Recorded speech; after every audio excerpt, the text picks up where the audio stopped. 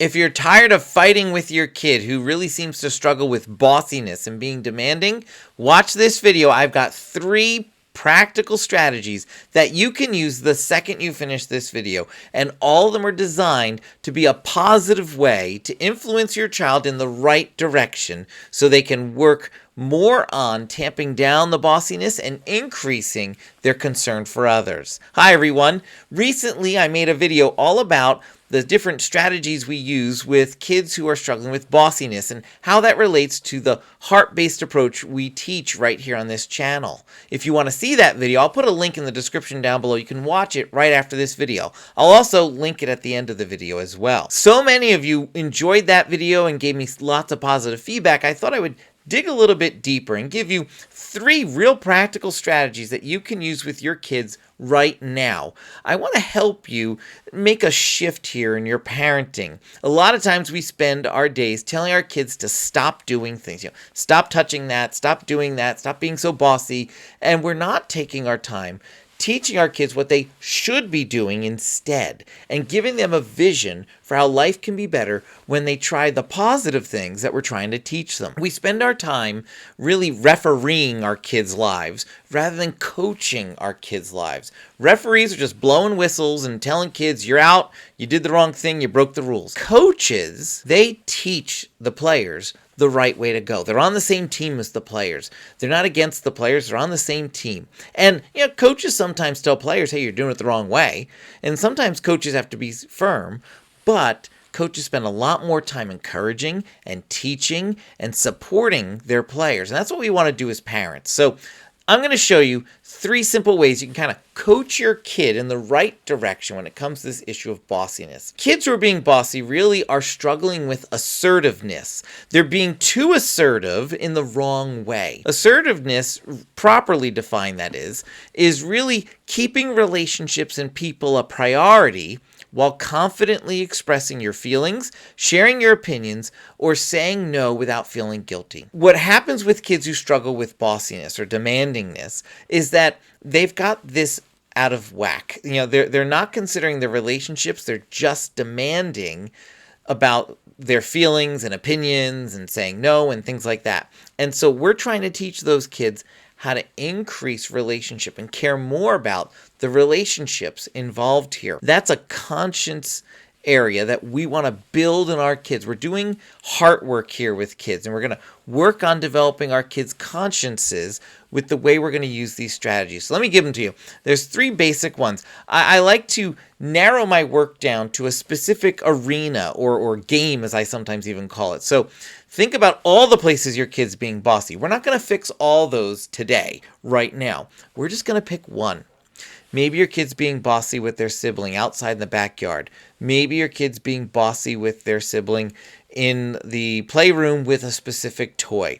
You pick the arena, but pick something that you can control, that is in your home or in your family. You don't want to pick something like, oh, they're being bossy at school. Well, you're not at school, so you can't really affect change there. Something that you could affect change in. Pick that one area. And now ask yourself, okay, well, what should my kid do? Here's what my kid's doing right now. Here's how they're being bossy. But what would be assertive? What would be the right way for my kid to care about and prioritize relationship while also sharing their feelings at times? Once you have that idea down, now you're ready to go with the first strategy. The first one is what I call the pre-game conversation. Think about yourself as a coach. Before the game, coaches have conversations with their players. So you're going to pull your player to the sideline here and have a little conversation. Hey, you know what? And you're going to start off by telling them something that you really appreciate and notice positively about them. You know what? I notice how much you care about your sister. I notice how much you love your brother, or I notice how much you share in this situation. You're really responsible with the way you share your toys here when you're playing in the playroom. Now you shift to where you're trying to work on. But I notice when you get outside and it's time to share the swings, you have a more challenging time out there. See how we're kind of taking something they're doing well and we're saying, I see you can do this, but now I want to help you do it better in this area.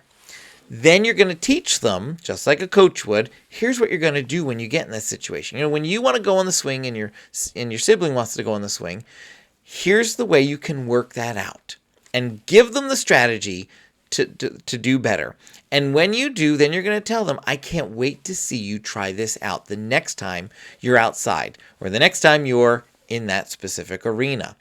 Now, this doesn't have to happen exactly before they're going to go in there. It can happen at any point. It can happen the second you're done watching this video. Go have this conversation with your kid real quick. It's 2 to 5 minute conversation. But you've planted this idea. You've cast a vision for the right way to do this. And you're helping your kid understand, we're going to work on this together. And I'm on your side, helping you move in the right direction. All right. Once you've done that, you're ready for the second strategy. This is what I call the during the game. You're coaching during the game. So your kid is about to go outside, and maybe that's the place where they were working on sharing the swing sets. Or your kid's about to start playing in the playroom, or getting on your video game system, or whatever it might be that your kid's struggling with that you talked about in the pregame. Before they go, just kind of pull them real quick and say, hey, remember what we talked about? How are you going to share that with your sibling? Oh, that's right. That's exactly what you're going to say. Okay, I can't wait to see you do it. You've planted a reminder. Hey, you're about to go into that difficult situation. Remember what we talked about. Let them go and let them try things out. If things are going well, feel free to walk by and just say, hey, I love seeing how you're doing exactly what we talked about. Keep it up and be specific in your praise there.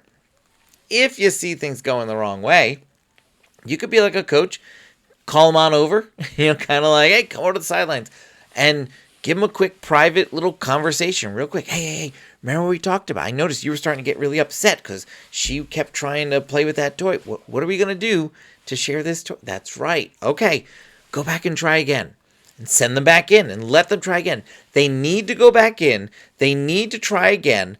We need to kind of stay on the sideline a bit and let them work at this. It's the only way they're going to strengthen their consciences is if they get the chance to try out the things we're teaching them. That's the second strategy. Once we've done that, we're ready for the third strategy, which is the post-game debrief. Think about being back in the locker room as the coach with your team, and you're talking about how the game went. After your kid's all done playing, this can happen right after they're done. This doesn't have to happen then, though. Maybe you're going right to dinner. Maybe you got homework and bath and a whole bunch of other stuff gets happening, and you don't get a chance to talk right after then. It can happen when you go to tuck them into bed. Maybe something happens you don't get then. It can happen the next morning. Just at some point, closer is better, but at some point after they're done, you want to have a little debrief. You want to talk about, hey, how'd it go in there with your sister? How'd it go in there with your brother? Yeah, here's what I noticed that really went well. Here's something that you could keep doing the next time. Why did it go so well? Let's figure that out. Because if we know what we did well this time and it's working, we can do that next time. And if there's anything you need to troubleshoot, hey, I noticed you were trying this, but you were really struggling in this situation. What could we do differently next time?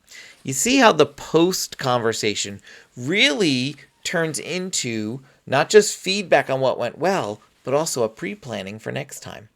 And we're still having this conversation with our kids saying, I'm on your side, I'm helping you out. These are positive ways to help our kid move forward and make real change in their conscience, because we're being firm here and saying, we want to move forward, but I'm here to help you do that. That's what we're doing with our kids right now. This takes time, but it works. I've seen it with too many kids to doubt it ever.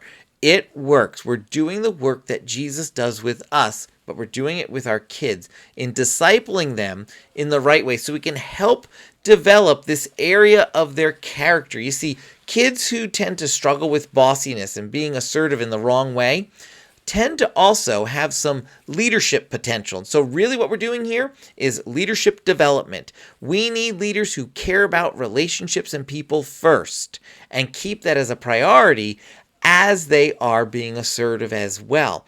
And so that starts now in our home in the context of family life. God's workshop for our kids is family life. And so we want to work with them together. Another way to work with your kids on this whole area and do a lot of great conscience work and heart building work, you want to grab the free resource I have linked down below. It helps you establish a routine for getting things done in your house, getting kids to follow instructions.